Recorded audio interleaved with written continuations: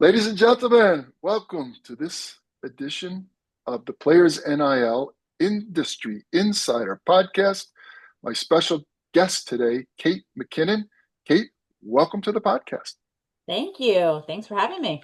Well, good. I'm feeling energized. I have go through days and times in life where you got to push a little bit harder, but I'm feeling good because you and I had a conversation earlier, and I'm excited to learn from you, and I'm excited to hear your words of wisdom. For our audience, Kate is a seasoned professional in HR with a strong slant towards sports, which is how we got connected. And she just started a firm, Kate McKinnon HR Solutions. Kate, what is Kate McKinnon HR Solutions, and why the heck did you start your own company? Well, thank you again for the lovely intro. So Kate McKinnon HR Solutions was really my attempt to go off on my own at the start of this year and provide two different types of services. One for clients, where I help them build, engineer, refine their corporate cultures, fix what's wrong with their corporate cultures, and really work to help empower the employees that work there for the success of the business. And then on the individual side, I work very closely with individuals who are in transition in some way. So either recent grads who are looking to transition into the workforce, former athletes, veterans who are looking to redefine their skills after the end of their first career, and how to help them transition into corporate America. So it's been super fun. Gives me goosebumps. It's all good stuff. It's great. Before we talk more about this, want to go backwards a little bit because I always ask people this question. What is your association with sports? How did it start? Who were the influencers in your life? Did you play sports? Did you go to games? Share a little personal story.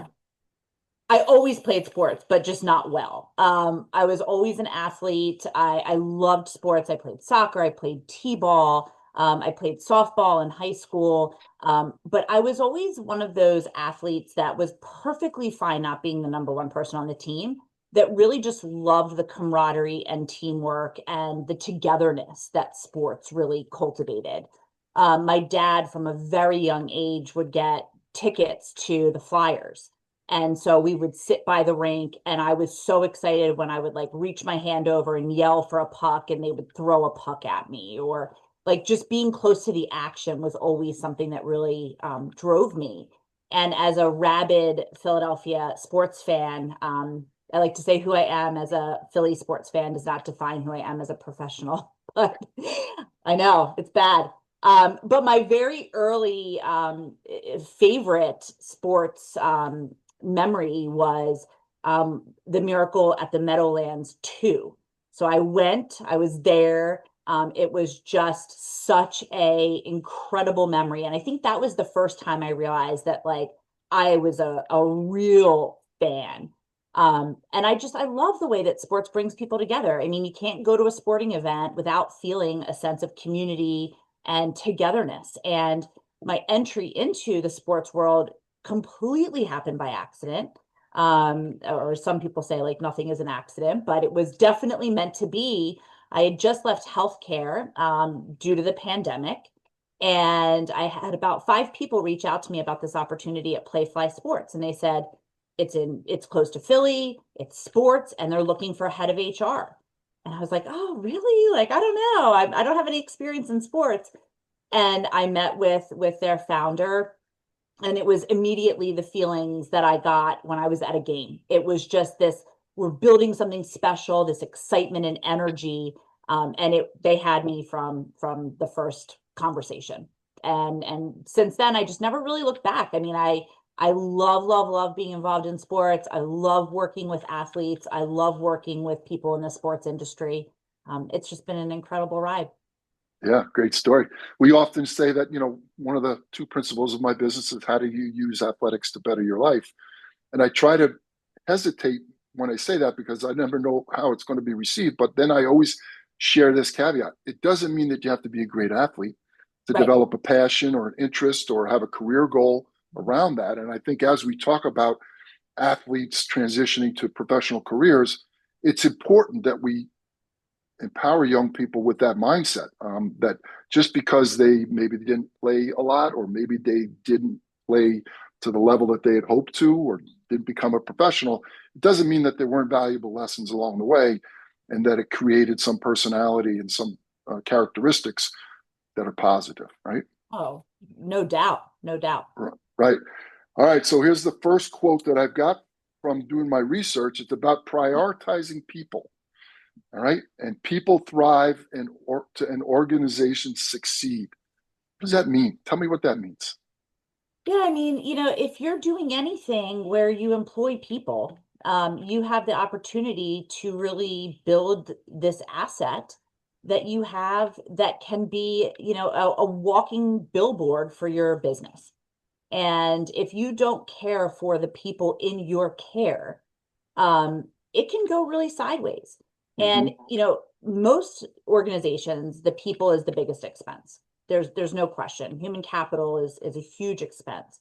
So the idea that you wouldn't invest in that expense and make sure that your people have what they need to do their jobs, feel empowered to make decisions, and have ownership in what they're doing for your business, I just think it's a mistake. I think people are missing, if they're not really doing that, they're really missing a huge opportunity to improve the lives of others, but also improve their business outcomes. Yeah. I guess the word we use is culture, right? Right. How do you build culture? And the next quote I have, and I'm just reading these quotes because they make me think, right? They challenge you to think, which is, I'm sure, why they're been posted on your website and whatnot. Is culture is a perk, right? It's your strategy. Again, weave that into this conversation. What does that mean? So, I think sometimes people talk about culture as if it's like a benefit, like working here, it's a benefit, this culture that we've created. But the reality is that if you're not paying attention and being strategic about your corporate culture, it's not that it's not happening. Like you have a culture. The question is, what is it? And if you're not intentionally working to create a culture that you want, it's happening. It's just happening by accident. And so being focused and making sure that you're guiding your corporate culture, I think is a largely missed strategic plan. Yeah, that makes me think that it's similar to the word brand, right? And Yeah. so, when I coach young athletes today, we talk about brand, personal brand, and I always say that it's not what you think about you. Equate that to the culture leader in the corporation. It's what other people think about you, right? And so culture is the same way. So no matter as uh, the leader of culture in your organization, it's not what you think is happening; it's what your employees think, right? That's exactly right. And I think that's where a lot of mistakes happen, especially in high growth environments. There you start out thinking one thing and that's your plan. But then Yeah, as you hire people, I mean, people are dynamic. They're ever changing. You have lots of personalities, lots of hopes, lots of dreams, lots of past experiences that come to the table. And so that culture is naturally going to shift. There's nothing wrong with that, but being intentional and identifying what is it? What are these shifting moments, these shifting parts of our organization that might create a shift in culture? And how are we proactively addressing that and making sure that we're guiding the corporate culture, I think is pretty critical. yeah, I love it.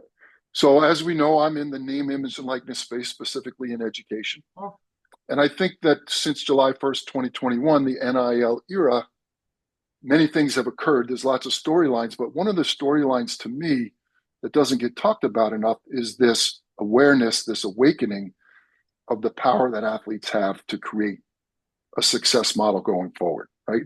Never before have athletes been celebrated as they are today. We've always had athletes that have succeeded in corporate America. The statistics around female athletes in corporate America is like off the charts. It's like huge numbers. And so that's always existed. And I never know, what came first, the chicken or the egg. Were they just type A personalities, that were going to be successful no matter what they did? How much did sports play a part of that? It's probably somewhere in the middle of both of those things. So with this premise that the NIL era has awakened the sleeping giant of how athletes can really dominate for the rest of their lives in whatever their chosen field is or their chosen course of life. there's advantages and challenges to being an athlete. Mhm. What are those advantages and what are the challenges? Well, I think it depends on your success level as an athlete to some extent, right? So there are lots of advantages if you go pro, right? There's the money, the fame, the recognition, all those things, the ability to do what you love at a high level.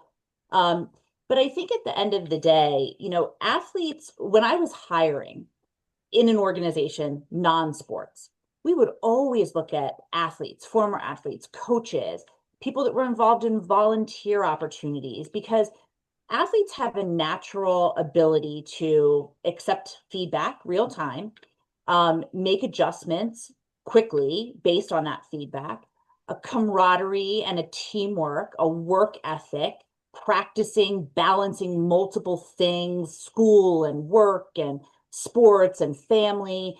And so those qualities typically make for a very successful employee. Some of the challenges, though, that you see, especially with former athletes, is this loss of identity, especially if they end up not playing at this level that they foresaw playing. So when you've spent your entire career, high school, college, identifying this goal, working towards this goal, this being pretty much your main focus. I mean, obviously school and there's friendships and all of that, but being an athlete is your identity. When that goes away for whatever reason, an injury, maybe you weren't, called to play at a higher level, there's a real loss of identity. It's one of the reasons why I think work with veterans and work with former athletes really does coincide pretty closely, because there are these past careers that, when you're not doing it anymore, you really lose a piece of yourself. And so I think that's the biggest challenge that athletes have, is their identity apart from the sport. And that's, Yeah, I think it's been recognized. I mean, people talk about it now. We're talking about it, which I think is a really good thing. But then empowering and giving the tools to manage that is sort of that next step. yeah, I love it. We talk about trying to build a more balanced person. Mhm. And of course, athletics is the driver of a lot of our conversations. But who are you as a person outside of sports? Is it art, science, math, Mhm. travel? What is it that builds you so that when the ball stops bouncing, figuratively, you have something to fall back on? So an athlete has these experiences, has these soft skills, if you will, right? That are developed and curated and exposed.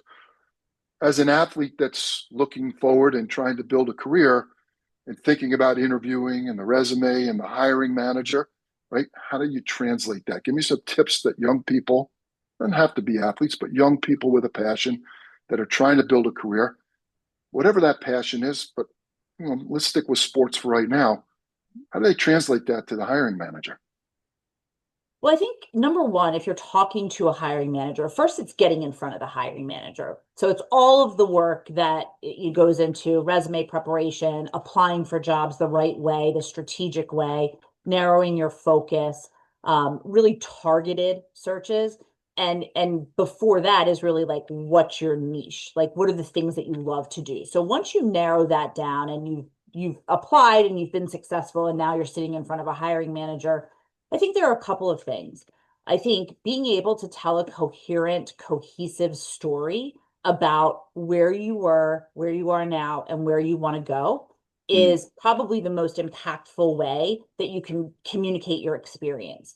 And then really looking at the job description and the job that you're applying for, and matching your skill set, your experience, even if it's just as an athlete. And I say just as an athlete, not to be, minimizing the importance of athletics, but your professional athletic career, taking those skills and then translating them to the job at hand. Hmm. So if it was you were the captain of your team, well, that translates very easily into leadership capabilities and communication, and building cohesive team environments, and leading maybe sometimes without authority before you're able to get into that role as captain. So how did you craft your story in a way that connects to the job and connects your background and allows, it's kind of a sort of a hidden secret, right? That interviewers are sometimes pretty lazy. And it's not Hmm. because they want to be, it's because they're inundated with candidates. And so these quick screens, these quick conversations with people, they make a decision pretty immediately whether this is going to be the right person or not the right person. And so allowing your personality to really shine in the beginning of an interview, I think is the most important thing, because hiring managers make that decision very quickly. And if they decide that you're not the right person, that's good. That's good. That means that you're not the right person for that job. So you can move on and do something else and apply to something else.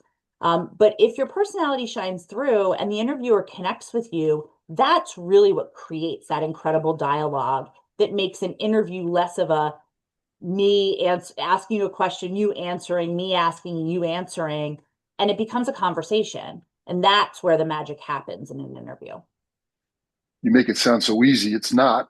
It's Um, not. building that story, telling that story, making that Yeah. connection, getting the opportunity to get in front of the hiring manager.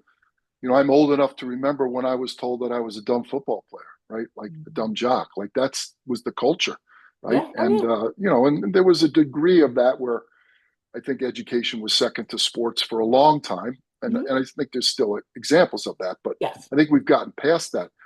But my point was that it was difficult sometimes to connect with a hiring manager who may not have been an athlete. Yes. Okay. Perhaps they were intimidated. Mhm. I don't know what the connection may or may not have been on their mind, but how do you overcome that, you know, hiring manager insecurity? Like, how do you not intimidate them, even though you're enthusiastic, gung ho? Look at my resume. I'm great. Hey, I'm going to be an amazing employee. You want to say all those things. How do you soft pedal it? Help me with the psychology of that. Oh, I don't know that you should have to. I Hmm. think, interviewers could be intimidated by any candidate that sits in front of them. Interview bias is real. So if somebody had an experience with an HR person that they hated, and then I sit in front of them telling them all the reasons that I'm going to be a great chief people officer, they might say, well, she reminds me of this person that I reported to that I didn't like, and therefore I don't like them. You Right. could be an athlete talking to a hiring manager, and that hiring manager got cut from their football team when they were in sixth grade, and they could have a bias, right? So that's always going to exist. And I don't think that you necessarily can do anything to work around that, which is why I think it's important to be yourself. Right. Because at the end of the day, you may have an interviewer who doesn't connect with you. But if you're showing that you have the requisite job skills, or the soft skills as people put them, teamwork, collaboration, leadership, all of those things, it's very hard to say this is a bad candidate. You might not connect with the person, and that happens pretty frequently, I would say, because a lot of screeners of resumes that do these 5-minute screening calls, they're really trained to pull certain things out. And if somebody doesn't hit on them, it's not that they're not the right candidate. They just didn't happen to touch on the skills that you have. The interview process is a bit broken in general.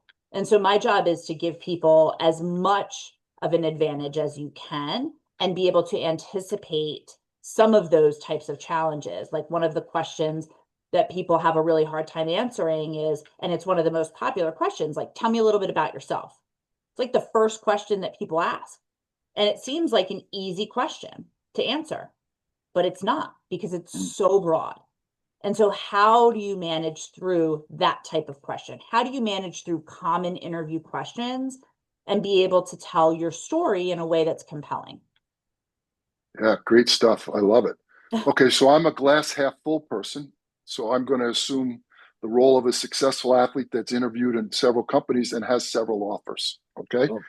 Good And problem to have. another quote that I've got from you is culture is a strategic asset. Yeah. So as the athlete evaluating these opportunities, how do I pull back the covers and sniff out what the real culture is versus what I'm being told? Yeah, that's a tough one. So I say that you start before you get the job offers by coming up with your non-negotiables. So Mhm. what are the things that for you culturally are critical? Is it that the company has a focus on DEI? Is that something that's important to you? It tends to be something that's important to most athletes I talk to. So if that's something that's important, I say you do your research before you even apply to a job. Right. Or when you're waiting to hear back from the job, you do your research to make sure that they match the values that you hold. And you could do research so many ways now. I mean, it's so much different than when I was starting out, where like you just took a job and you hope for the best.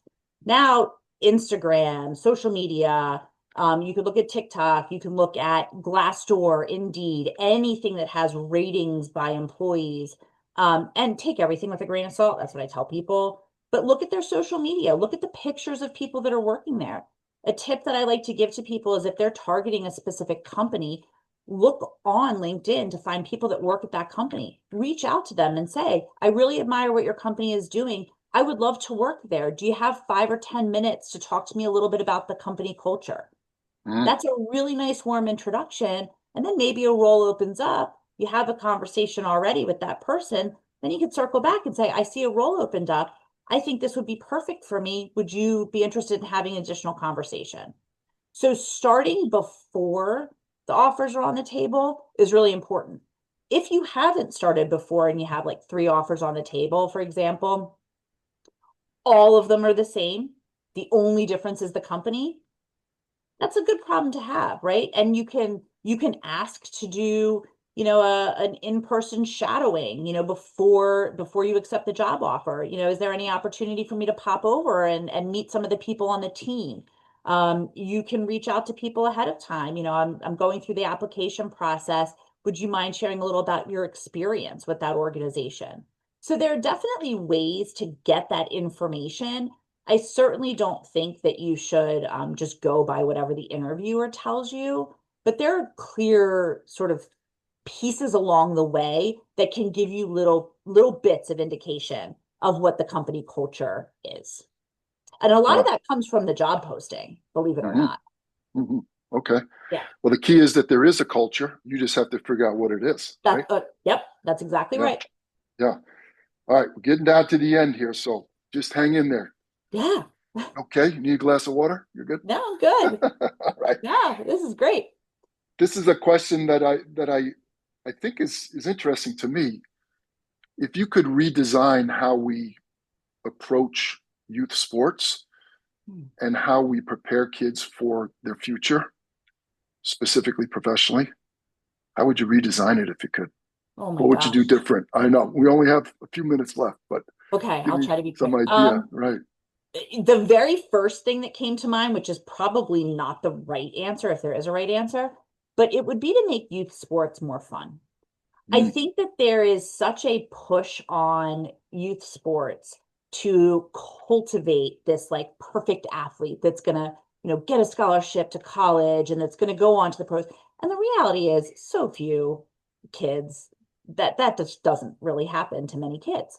right. And so I think emphasizing the really important pieces of sports, which are things like teamwork, collaboration, cheering for somebody that does something better than you, being Hmm.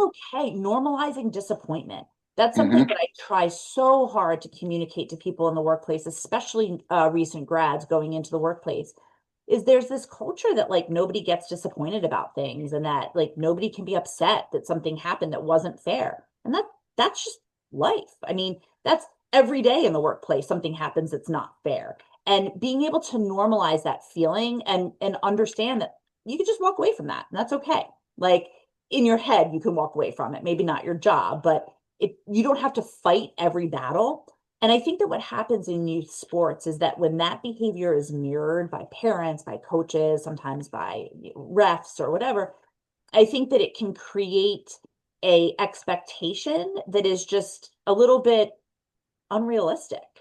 Yeah. Like just have fun, be a part of a team, enjoy the sport you're playing, be as good as you can, be practice as hard as you can, but this well-rounded understanding of the lessons that sport teaches you, I think is something that should constantly be reinforced.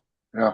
I think it's a great answer. And, we could talk about the proliferation and, challenges of youth sports. And you have two young athletes in your house, I think. So you're living it. Yeah. Next question. What's the one piece of advice that you give every client that you wish they paid attention to more? Oh God. One piece of advice.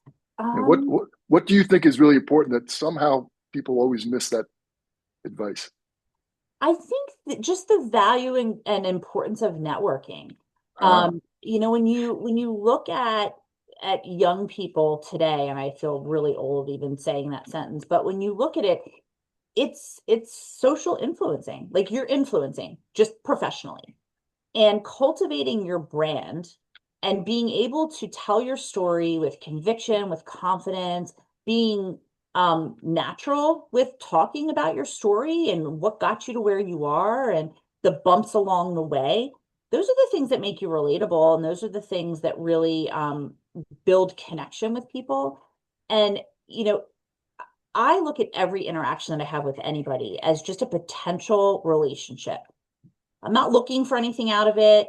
It's just a potential relationship. How can I help you? And I think that, that's something that I don't know that everybody takes to heart, but I will say that the people that do take it to heart are some of the most successful people I'm around. that's a drop the mic moment. That's great. It's cool.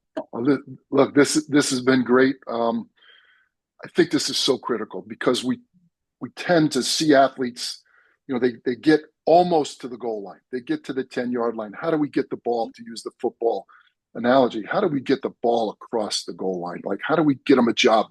Yeah. And not just any job, but a job that they're going to be successful and happy and support and have balance and all those things. Kate McKinnon, HR Solutions, Yeah. right? Um, Great. Where can we find you? How can we follow you? Yeah. What's the give us the pitch. Oh, not much of a pitch, really. Just visit my website. It's katemckinnonhrsolutions.com. Just finished it. Still a work in progress, but we're getting there. And connect with me on LinkedIn. I actually am going to be starting a group that meets twice a month. That's a monthly membership, $48 a month, so not super expensive, but gives real-time advice and guidance where people can come. We could review your resume. We could talk about your pitch in a community type forum. So if you're interested, please join. And I love the work that I'm doing. I love being able to help people transition into the professional world. So Well, great. You're enthusiastic. You're obviously well spoken, and I think if people are out there are serious about building their bridge to their future, that you'd be a great part of that. So, congratulations on all your success. We wish you nothing but success going forward, and thank you for being on the podcast. thanks, Mark.